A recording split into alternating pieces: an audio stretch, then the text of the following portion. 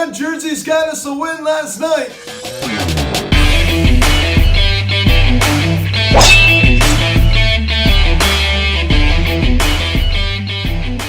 What is going on, everybody? Welcome to the Phillies Stats Show videocast. You're recapping last night's game between the Philadelphia Phillies and the Los Angeles Dodgers as the Phillies defeat the Dodgers by a final score of 2-0 as they take the third game of this three-game set as they salvage the series.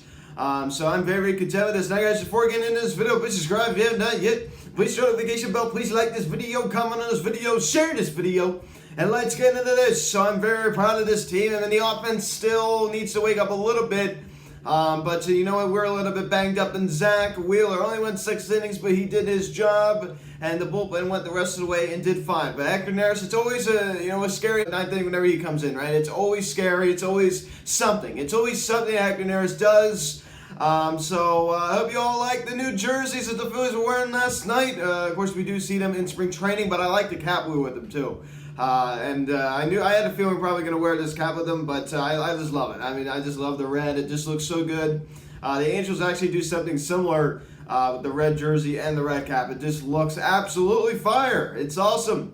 I love the look, and hopefully it's starting to bring us a new look on the road, right? I mean, we all know the Phillies have had their fair share of struggles on the road this year, so hopefully this new road alternate will bring them some luck. And it seemed to do it last night. Pick up the scoring summary.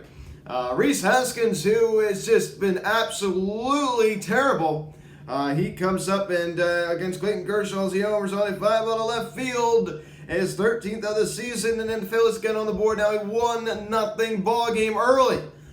So Rhys Hoskins, like I was looking at a home run from his rookie year, right? I mean, last time he wore the red jerseys back in 2017, he was just going off.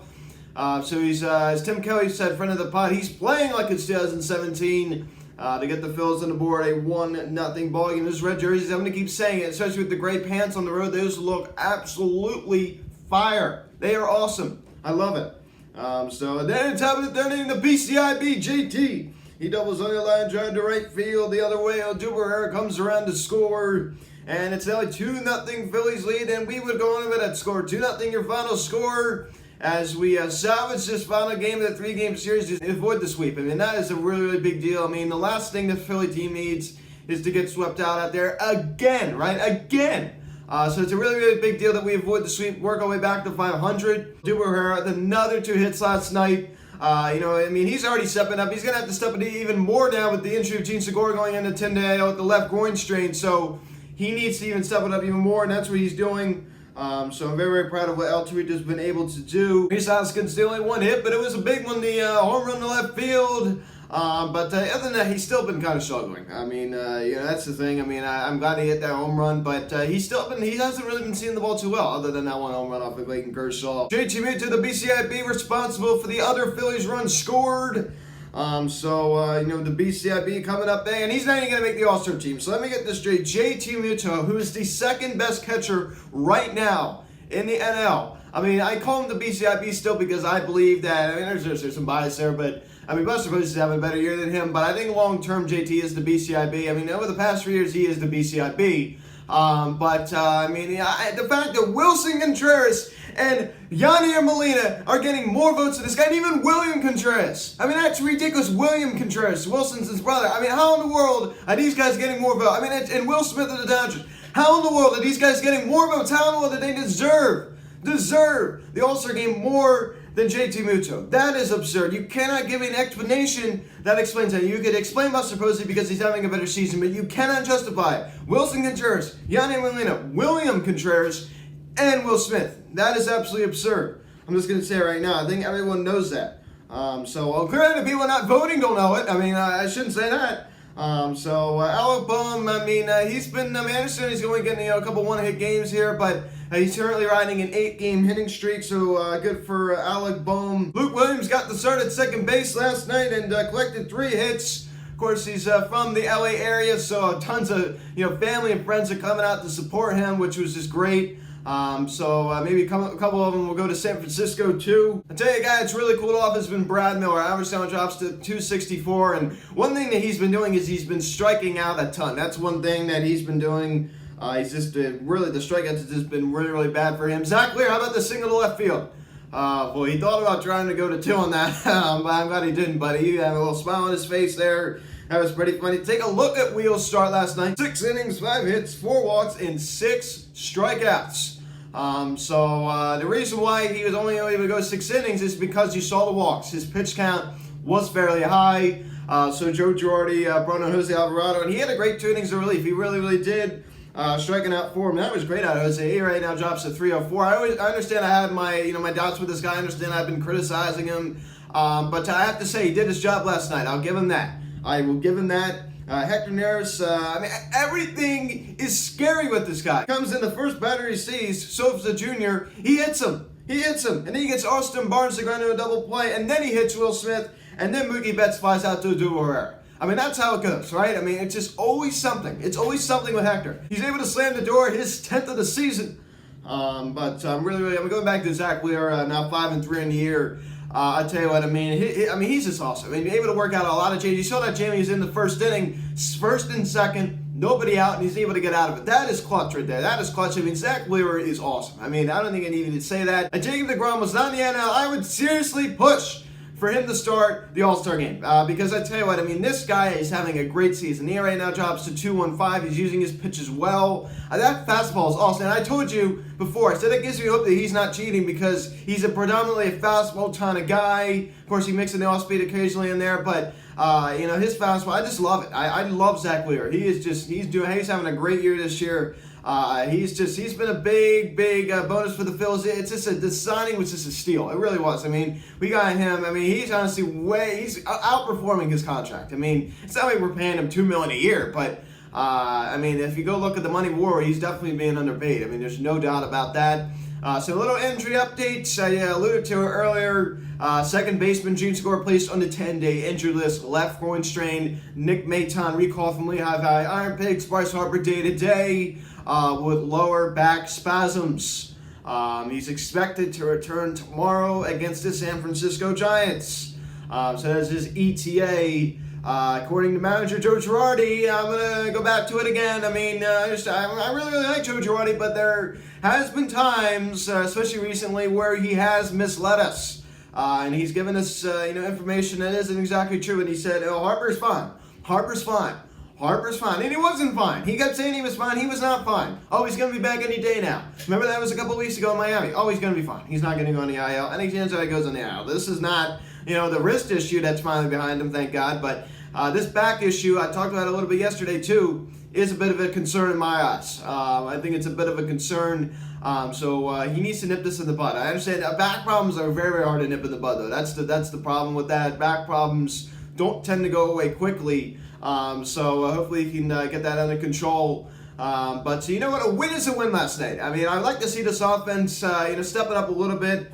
We got 10 hits last night. 10 hits. Another example of stranding so many runners in scoring position. We out-hit them 10-5. So the Dodgers also had their opportunities. Like I said, in the first inning, first and second, nobody out. Mookie Betts down in a 2-strike count. He's able to work all the way back and draw a walk. That was a really good at-bat by him. And Zach Wheeler able to get out of it. So the Dodgers had their opportunities, and so did the Phillies, but the Phillies were able to come up big, right? Even though neither team was really good in runner scoring position last night, but the Phillies just were better. It doesn't mean they were great, but they did a better job in runner scoring position last night, and that is why they won.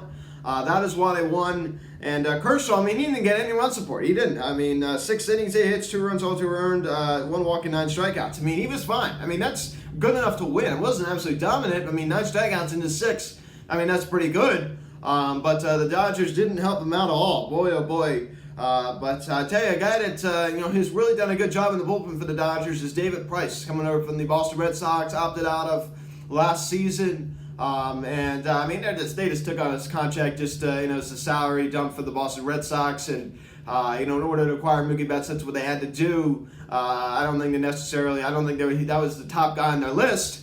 But they just had to get him just because they had to get him. To go back to it again, in this San Francisco Giants series, we need to do a better job with hitting and running scoring position. But I've been saying that for so long. Do a better job with hitting and running scoring position. You need to come through on opportunities. And this ball game would have been as tight if we would have done that. So we need to do a better job as we look ahead to the San Francisco Giants series. 9:45 the first pitch tomorrow night. Vince Velasquez 2-1 with a 4.25 ERA.